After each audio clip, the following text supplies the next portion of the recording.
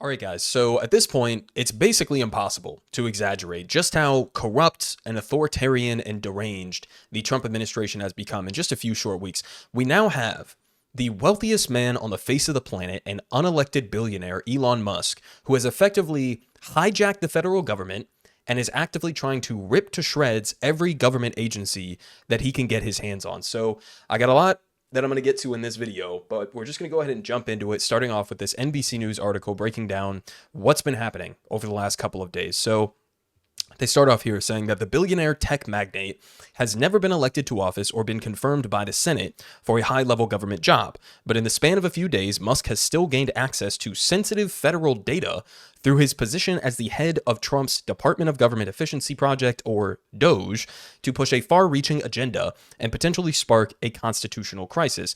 Pretty simple. Why this is a constitutional crisis in the same way that Trump's spending freeze that he implemented that shut down Medicaid for a day, the same reason why that was illegal and unconstitutional is because Congress, our elected representatives in the House and the Senate, they have the spending power constitutionally. That's just how our government is set up. The president or an unelected billionaire like Elon Musk do not have the power or authority to just unilaterally decide we don't like any of this spending, we don't like any of these government agencies, and just destroy them. That's not how this shit works. It's completely illegal. Now, what are Democrats going to do to fight back against this? I don't know. We'll get to a little bit of that here in a second. Not great so far, I'll say that. Now, they continue. They say with a cadre of engineers as young as 19 years old, and with the encouragement of Trump, Musk has demanded and been given access to sensitive government databases and the Treasury Department's payment system with an unprecedented series of bureaucratic maneuvers. They say that there are deep concerns among many Democrats and some Republicans that Musk and his staff members, who are not government workers and are not bound by the same ethics and rules that apply to federal workers, kind of important there, right, are acting in secret without accountability and potentially against the law in the Trump administration's effort to shrink the federal government here. Guys, the strategy is very simple. We're not going to worry about what the laws are, what the norms are, what the regulations are, whatever the case may be. We are just going to slam forward with a wrecking ball, try to rip all of this up into pieces before anybody can act quick enough to stop it. That's the goal. The end goal here is to essentially destroy the federal government's capability of functioning. That's the goal. They want to privatize everything so that them, their billionaire buddies, their corporate friends can get away with whatever they want. They continue. They say, DOGE is an office within the executive office of the president, according to Trump's executive order from January 20th, and Musk has been named a special government employee according to a White House official. So this is a temporary position that allows him greater access, but it also bypasses some of the disclosure obligations that would be required if he was a full-time government employee. DOGE's targets so far include the U.S. Agency for International Development, more on that here in a second, which closed its headquarters Monday in anticipation of shutting down entirely. They say Musk's DOGE has staff members working at the Treasury Department, which pays the government's bills, and he has said on X that he wants to slash or overhaul several other agencies, including the GSA, or the General Services Administration, the CFPB, or the Consumer Financial Protection Bureau. I wonder why a billionaire like Elon Musk, with an incredible amount of financial conflicts of interest, would want to target an agency whose sole purpose is to prevent average working-class American consumers from being scammed and defrauded by corporations. I wonder why he may have some sort of a bone to pick with the CFPB. And they're also going after the Education Department, which they say they essentially want to abolish. They say inside the offices of USAID, more than 1,000 staff members and contractors have been fired or furloughed because of a near total freeze on foreign assistance. I'll let you guys guess which countries get an exception to the freeze on foreign assistance, right? Do you think that we're withholding aid to Israel right now? They say the agency's security leaders were put on administrative leave on Saturday after they tried to prevent a DOGE employee from accessing secure systems. They say at least some of the DOGE employees had insufficient security clearances, according to their sources. So we have 19-year-olds with no official government position, with no security clearances, going in and setting up servers and getting themselves into sensitive government information, social security numbers, right? We're talking about people's home addresses. We're talking about so many different things for potentially millions of employees that is now just at the whim of this unelected billionaire and his cadre of 19-year-old engineers that he just picked out of college, I guess. Now, they continue down here with some quotes in terms of some reactions to this. So this is a Senate Republican staff member who says, it's a potential constitutional crisis. He also said he was concerned that Musk's power is going unchecked. You don't say. Someone with as much power as Elon Musk should be Senate confirmed. There needs to be some accountability to Congress and the voters. They continue with Patty Murray here. An unelected, unaccountable billionaire with expansive conflicts of interest, deep ties to China, and an indiscreet axe to grind against perceived political enemies is hijacking our nation's most sensitive financial data systems and its checkbook so that he can illegally block funds to our constituents based on the slightest whim or wildest conspiracy.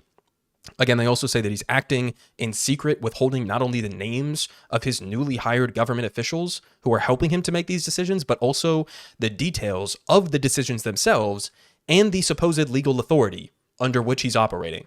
So again, they're just doing this. They don't give a shit that it's illegal, that it's unconstitutional. They're just doing it, and they're doing it in secret.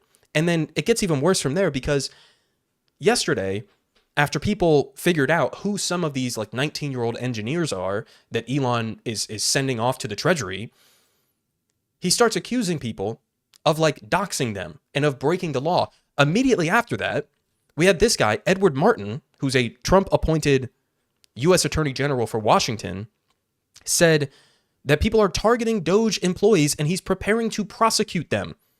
He also said to Elon Musk in a sort of letter vow to him that they would pursue any and all legal action against anyone who impedes your work or threatens your people. Okay, threatening somebody with violence is one thing, right? Obviously, you probably will be prosecuted for that if they want to go after you. But anyone who impedes your work, what does this mean? We have a Trump-appointed attorney general who is vowing to an unelected billionaire that he's going to target anybody who gets in the way of Elon Musk illegally and unconstitutionally destroying government agencies. This is where we're at right now.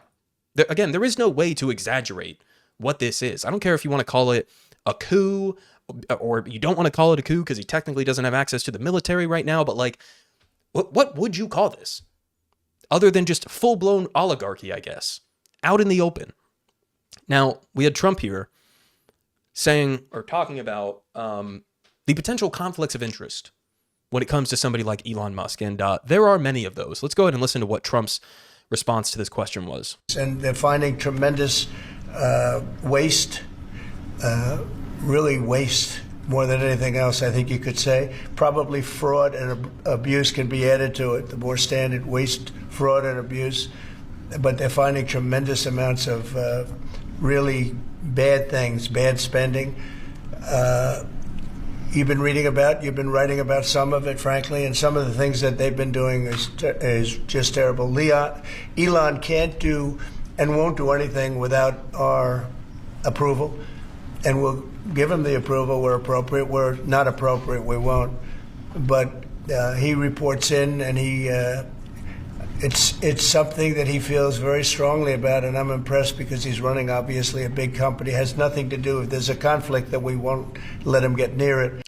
Okay, so two things. First off, if you want to go after waste, fraud, and abuse, and I love how Trump, he just said waste, and then he remembered the phrase waste, fraud, and abuse, and just like the way that he talks like a fucking like a 5-year-old, and he just pieces it together in real time, and he's like, really, waste, fraud, and abuse, that's the much better term. Anyways, if you want to go after waste, fraud, and abuse, if you want to go after what he calls bad spending, the first place that you would start, if you were serious about it, would be the Pentagon. That's where you would go. A Pentagon that has failed, what are we at now? 6, 7 audits in a row. A Pentagon that has lost track, mysteriously, of hundreds of billions of dollars, trillions of dollars over the year. A Pentagon that is essentially fleecing the American people to benefit the military-industrial complex, private corporations that profit off of a war to the tune of billions and billions of dollars. That's where you would start. If you were serious about, oh, let's figure out where the waste, fraud, and abuse is, that's like number one. Conveniently, they're not going after that. right? They're going after programs that are designed to either benefit average working class people, or in the case of his spending freeze that we covered a few days ago, programs like Medicaid that are supposed to ensure some access to healthcare and health insurance for poorer Americans. Like, these are the kinds of programs that they're going after. They're going after education, right? They're going after the mechanisms for holding billionaires like Elon accountable, like the Consumer Financial Protection Bureau.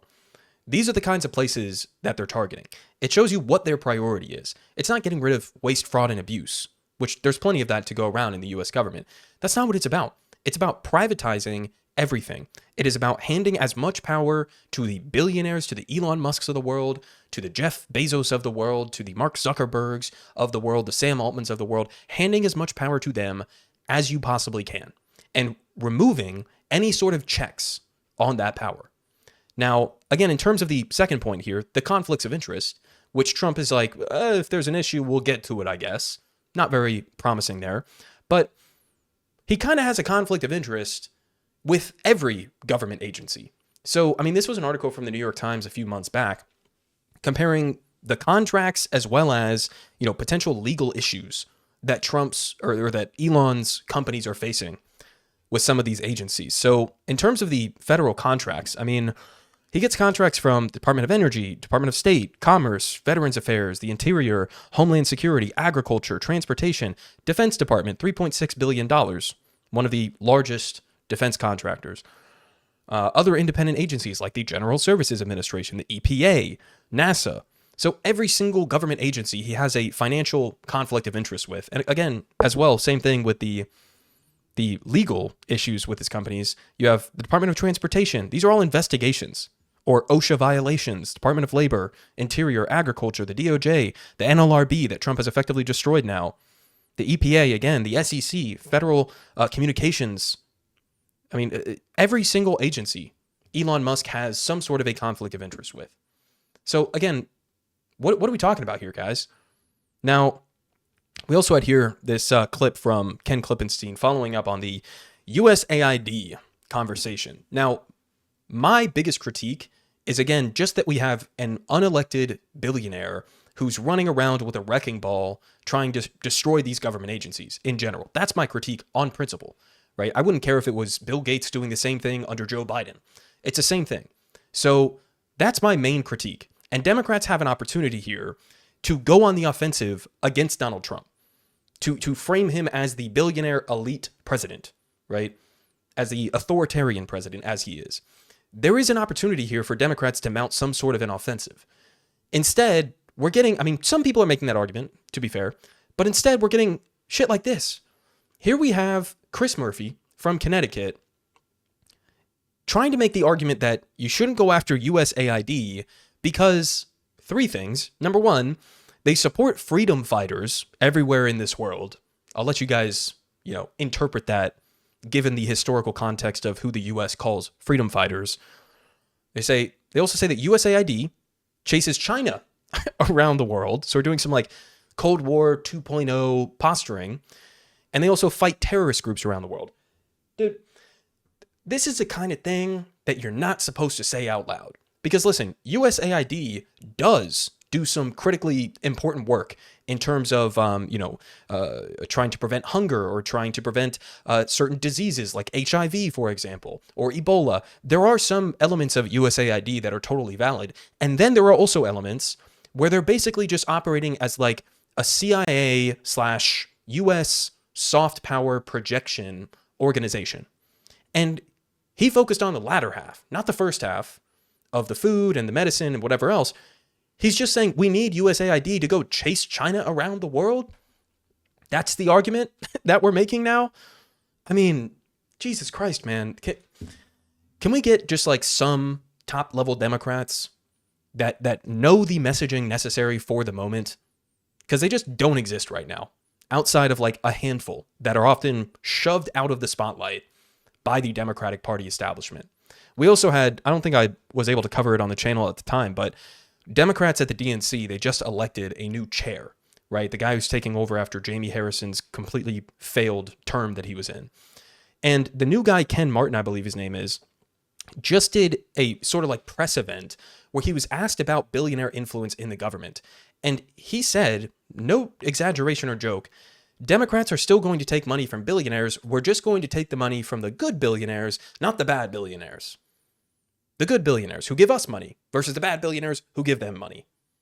That's the future that the Democratic Party is setting up for themselves. Again, instead of running with the anti-billionaire, anti-elite, anti-Trump narrative that they have teed up for them right now, they're doing sort of like the opposite of that. They are making the worst possible arguments that you could think of. Now, we also had, this is just like, what timeline are we living in right now? The dumbest one. That's the one we're living in. Because we had Trump, as him trying to prove the evidence for the case that we're being effective in getting rid of the waste, fraud, and abuse, he claimed that Elon Musk uncovered through Doge that the U.S. was sending $100 million worth of condoms to Hamas. Now, it gets even worse because apparently what he's like sort of generally referring to here is that I guess through USAID, part of what they do is in certain places around the world, they do fund condoms, again, for like disease prevention, right? For things like HIV. So part of what they did was they had funded condoms for Gaza, Mozambique, right? The place in Mozambique that is also called Gaza. Not Gaza as in Palestine, Gaza as in Mozambique in Africa. And he tried to push the narrative that the U.S. government had been sending $100 million worth of condoms to Hamas that Hamas was then using to build explosive devices. This is... What the fuck are we doing, guys? This is our president. This is our president. Now, we also have lawsuits that are already coming out for a number of different things that the Trump administration has been doing. This one is specifically trying to take on Elon Musk's payment system takeover here along privacy grounds, which I think makes some sense here, right? Say giving Doge access to the Treasury Department's payment system violates the Privacy Act of 1974 and IRS statutes, according to these plaintiffs. So, you know, yet to be seen how these lawsuits are going to play out or how long it will take or what the result is going to be. But this shit is all brazenly illegal. Again, that part of it is not complicated. Elon Musk, Trump, they do not have the authority to do this, right? Now, again, we have Trump appointing this guy, Scott Bessent, who is a Wall Street hedge fund manager, by the way, to sort of lead the CFPB. But saying to lead the CFPB is a little bit misleading because he's not leading it. He's just shutting it down. So he basically came out, I guess, with like a memo or something on his first day. And he just said, shut everything down. He just said, stop. We're not going to do any investigations. We're not going to go after corporations that are scamming and defrauding people. Shut everything down. Freeze it. So again, this is an agency that like their whole purpose is to protect Americans from being scammed, from being defrauded by corporations. Does this tell you who Trump serves when he appoints a Wall Street hedge fund ghoul to go and shut it down? Man of the people, right? Now, again, we also had Trump, and I covered this in a previous video, essentially shut down, again, the National Labor Relations Board. Wonder why a billionaire like Trump, a billionaire like Elon Musk, the rest of the billionaires in his administration would want to do something like this. He fired one of them, at least he was, I guess, allowed to do under his authority. The other one that he fired, Gwynne Wilcox, was an illegal firing. So he got rid of two people in an effort to essentially shut down the board. They don't have the amount of people necessary to do quorum and to therefore push forward with any sort of protections. So the National Labor Relations Board, the Consumer Financial Protection Bureau, both designed to protect average Americans in one way or another, either from fraud or from unfair labor practices. These have now been shut down by the Trump administration, essentially. Now, again, we also have Elon Musk saying that he is going after the education department, saying that Reagan campaigned on ending the federal Department of Education, and real Donald Trump will succeed. So he's saying we are going to utterly obliterate the Department of Education along with these other agencies. At the same time, we also have Elon Musk saying that it would be a great idea to have U.S. citizens thrown in prison overseas. right? Not in the US. He wants to send Americans to go be imprisoned by Bukele in these like dystopian camps that they've set up. And he even specifies here. I mean, again, he says, including convicted US citizens, sending US citizens to go be warehoused in a foreign country. Huh? Now, again, the word authoritarian hardly captures it.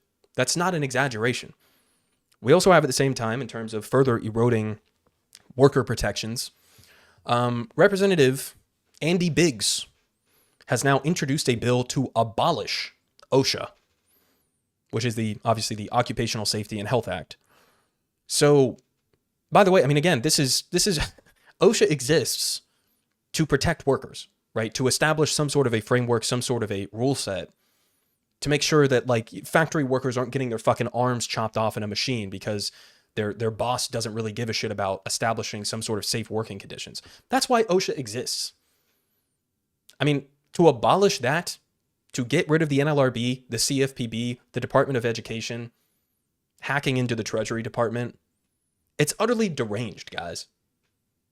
We also have here finishing off some targeting of the media here. Now, can't say I'm a fan of some of the outlets that are being targeted necessarily, but this is Trump's war on the free press. This is his war on the First Amendment, essentially, along with threatening to deport student protesters who criticize Israel. They say Trump's FCC chief is opening an investigation into NPR and PBS, and we also have the FCC asking CBS News to hand over the unedited transcript and tapes from its interview with Kamala Harris last fall, because Trump had an issue with the way that CBS edited the interview with Kamala Harris. He's also sued numerous other media organizations, by the way. It's also possible that they might settle with Trump and give him millions of dollars as sort of a bribe so that their parent company, Paramount, doesn't get targeted for antitrust because they're about to do some giant corporate merger. I mean, this is just insane, guys. Not only is he like suing and opening investigations into media companies and journalists, but he's potentially going to get a kickback as a sort of corporate bribe. How is any of this legal? How is any of this happening? So there you go, guys. Elon Musk effectively taking a hacksaw to the government, an unelected billionaire, the wealthiest man on the face of the planet, illegally and unconstitutionally trying to rip to shreds every government agency that he can get his hands on. And I'll leave you off with this because I don't know what kind of pushback Democrats are going to end up mounting to this, if any at all. I'm pretty certain that Republicans are not going to mount any pushback against Elon Musk. One of the main reasons being that he's already sort of floated threats at senators, at House reps who dare to push back against Trump's agenda in whatever way. And he can back up that threat because he has, as he did for Trump, hundreds and hundreds of millions or even billions of dollars that he can throw into the US elections. That he can say anybody who dares to speak up against anything that I unilaterally decide that I want to do, I am going to spend millions of dollars to make sure that you don't win your next election. And that's the core problem here, guys. We have an election system. We have a so-called democracy in place here where billionaires and corporations can dump infinite sums of money into our elections. And this goes for Republicans and it also goes for Democrats. If we do not overturn Citizens United, if we don't rein in this rampant and out in the open legalized bribery, then we're fucked, okay? Capitalism and this absurd amount of wealth that we have allowed to accumulate into the hands of such a tiny fraction of the population is not compatible with democracy. Capitalism and democracy are not sustainable when we allow this kind of shit to happen.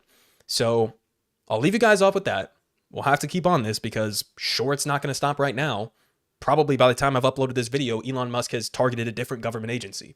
So we'll keep on it, guys. But it's about as loud of a siren alarm that you could possibly imagine right now.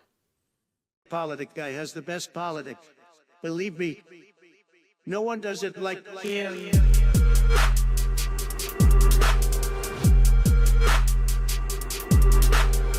believe me. Everyone is saying